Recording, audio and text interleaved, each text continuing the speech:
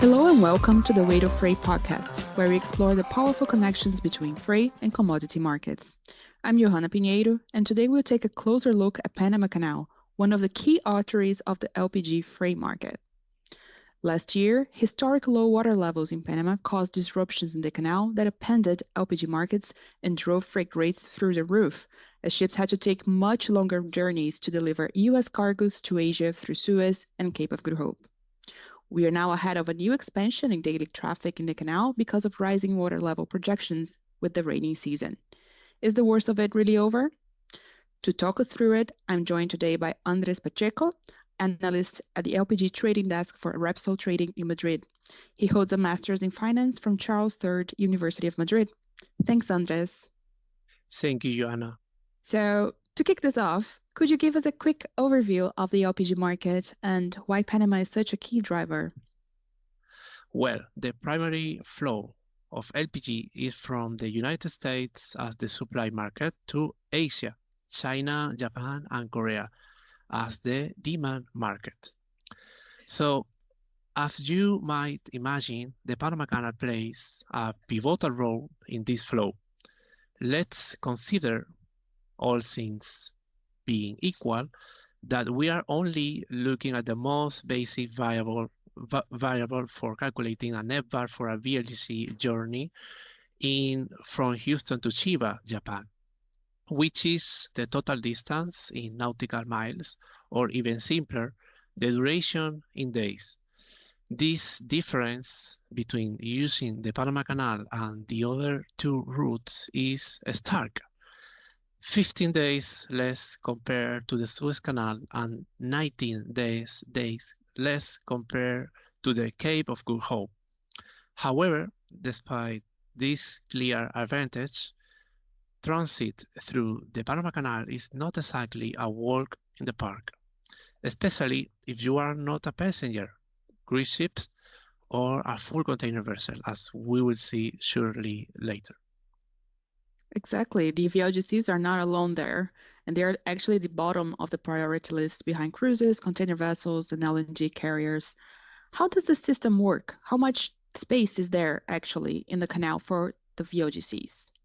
Okay, so this could be quite a long answer, but I think it's necessary to understand how everything works. So I won't go into too much detail, but it's at least interesting to note that the idea of carving a waterway through Panama to connect the Atlantic and Pacific Oceans was first conceived in the early 16th century by Vasco Núñez de Balboa.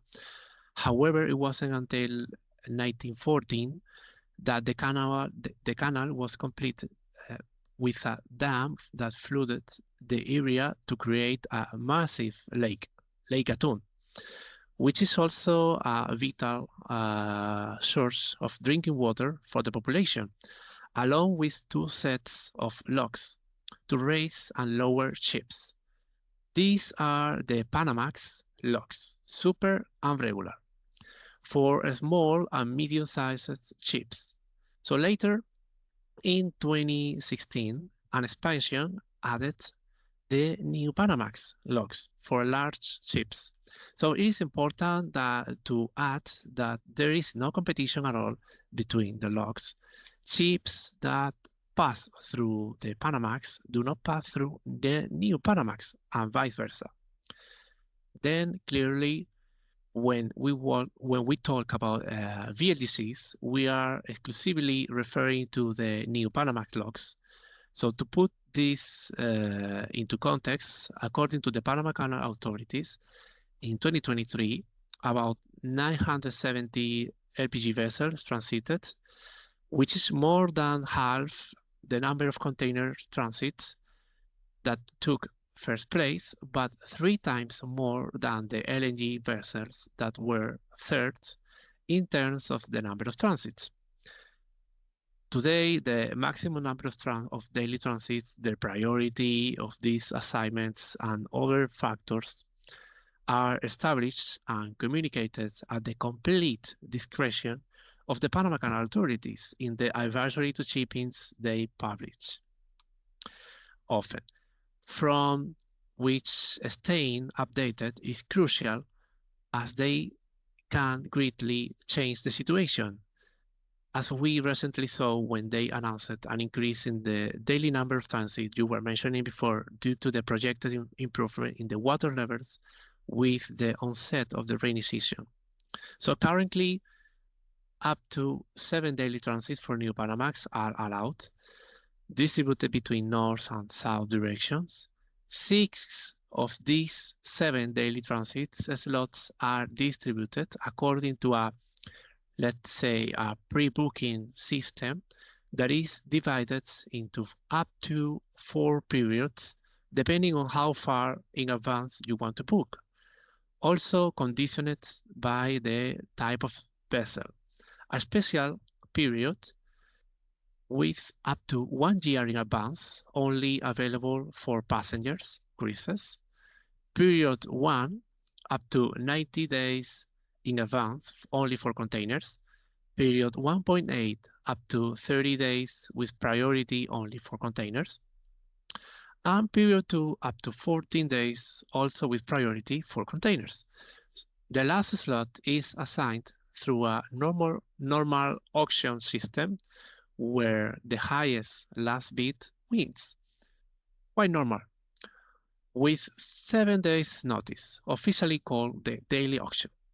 Although there may be up to 8 or 9 transits per day as determined by the Panama Canal authorities.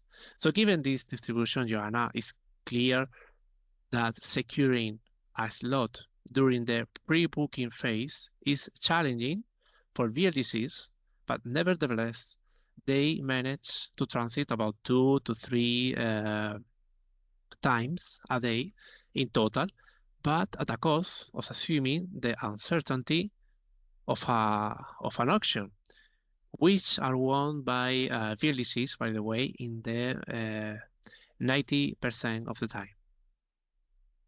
Yeah, that's not a lot of planning for whoever's lifting from the US. But in last year, we saw the bids up to nearly 4 million for a new Panamax lot after Panama transits in November, and they start around $100,000. So these prices have since eased considerably, and we don't see 4 million ever since, but can be quite volatile with slots going for different prices within the same day. One going at 100,000, the bidding start, and then another slot going at 500,000 or even more. How does the system work, and what is behind these discrepancies? Indeed, Joanna, indeed. Last year was truly chaotic, and I vividly remember the day when this 4 million USD was paid for a new Panamax slot. It is true that there was some volatility, mainly during October and November last year, when there was a surge in auction prices due to a market-driven congestion premium. However, this is no longer the case. Since the peak period last year, auction prices have returned to nearly normal levels. However, auctions remained an invaluable tool and option for customers who might not have secured a reservation otherwise. Auction prices are not set by the waterway, but are influenced, this is a might, but are influenced by many factors and market dynamics. These include internal considerations like waiting times and queue lengths, as well as external elements such as charter rates and bunker prices. Additionally, the specific preferences and needs of individual customers, which may not fully capture by the route value model, can also influence auction prices. Even the direction of transit can have an impact, as for a US-Asia flow, for example, those heading north or northbound might face more pressure than those going southbound, since the latter always have the option of taking alternative routes like Cape of Good Hope, or at times the Suez Canal like they did last year. Yeah, and so if we look over what happened last year, there was initial shock in November after Panama Canal announced very tight restrictions to save water, which made many vessels head east via Suez Canal or in Cape of Good Hope. But LPG volumes transported via Panama Canal grew again and again from December onwards, December already, not long after the initial announcement. Even though the restrictions remain nearly almost the same for the new Panamax locks specifically. Hmm. How did that happen? How did they find a way through the restrictions? Hmm. Well, it is true that the restrictions haven't changed much for new Panama vessels, unfortunately. But both the market and the Panama Canal authorities have been proactive in finding solutions. These include better water management and offering alternatives for transporting goods via railway to alleviate the pressure on the canal passage, which is particularly significant not only in terms of the high number of transits, but also the larger amount of water required for example, for a container ship to transit the canal. As we mentioned it earlier, if we were to focus exclusively on the most basic factor for determining the net part for a standard VLGC journey from Houston to Chiba, Japan, namely the duration in days, we will find that the difference between the Panama Canal routes and the other two routes is considerably large. 15 days less compared to the Suez Canal and 19 days less compared to the Cape of Good Hope. Therefore, unless auction prices skyrocketed again, it is very difficult for the other two routes to compete with the Panama Canal, considering the savings in travel days, including what they will have to pay in the auction, the premium. Yeah, and in where we're just at the start of the rainy season, and the canal has already announced that it will add four slots for Panamax vessels from 16 May and one for Neo Panamax from June. Will this make LPG carriers' life easier? Mm. Well, how would that impact moving forward? Well, first and foremost, the Panama Canal authorities are keenly interested in alleviating or definitely lifting the restrictions at all. But this is quite straightforward. The more transits per day, the more revenue they generate, providing a significant incentive for them. Another distinct issue is that during the draw, they were forced to ensure both the continuity of operations and the supply of drinking water to the population, which led them to implement drastic water saving measures such as reducing the number of daily transits. As you mentioned it, thanks to better water level projections, they have recently launched a package of measures effective from May 16 to July 14 that will add up to 5 slots for Panamax and an additional slot for New Panamax, bringing the total from 24 daily transits to 32. This is quite an improvement considering that under normal conditions, for example, before El Nino, there were between 36 to 39 daily transits. Therefore, for New Panamax, perhaps an additional slot isn't that much, but I see it as a significant sign of recovery. Moreover, there are further signs that might lead us to be even more optimistic about water levels and the potential elimination of restrictions. The last El Nino in 2019 also recorded especially concerning water levels. However, the transition from El Nino to La Nina in 2020 brought about a significant, almost record recovery of water levels due to substantial rainfall. I don't have, of course, a crystal ball, but at least I find this quite intriguing, don't you think? Yeah, absolutely. Uh, and in another measure that Panama Canal has already announced was also the increase of the draft restrictions. So that's the maximum that the vessel can go into the water, like below the water. So it's going to come up from 39.5 to 45 feet from June 15, which we will attract heavier ships like dry bulkers and container ships back to the route. Maersk has already announced that it will phase out the use of Panama rails to return to the canal. Mhm. Will VLGCs be able to keep up the flow with such competition? Well, as I mentioned before, the Panama Canal option for VLGCs is very convenient, and the situation will have to deteriorate significantly for this route not to be the preferred choice. Ultimately, the Panama Canal authorities will adapt will adapt the system to the circumstances, I am sure. However, regarding the draft restriction, there is no doubt in my mind that it will have an impact.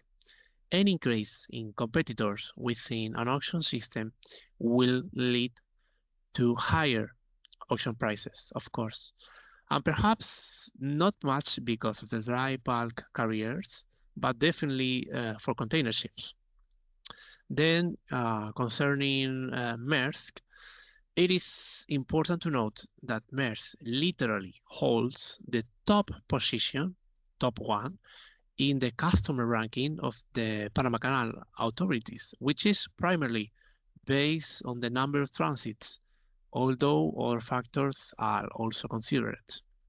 This means that Maersk has the highest priority and therefore the highest probability of transit in the corresponding pre-booking phases, which is undoubtedly gives it a very privileged position to the detriment of the rest of the market players. So we can expect, at least for the auction prices, to remain at higher levels, maybe when all the other vessels can also return to It could to be the the to the case. canal. It could be the case. Yeah.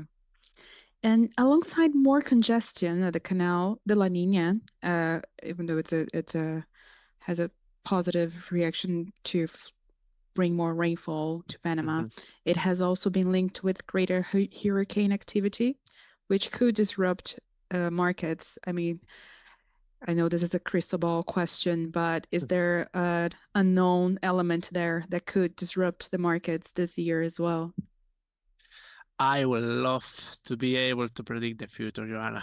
Trust me, and Yeah. perhaps have more training in meteorology. But the truth is that since mid 2020, we have been experiencing La Nina with varying degrees of intensity. Although the presence of hurricanes has been, is, and will always be crucial, I won't deny that. At least it hasn't resulted in the kind of tension and uncertainty that we experienced last year due to the drought in the Panama Canal.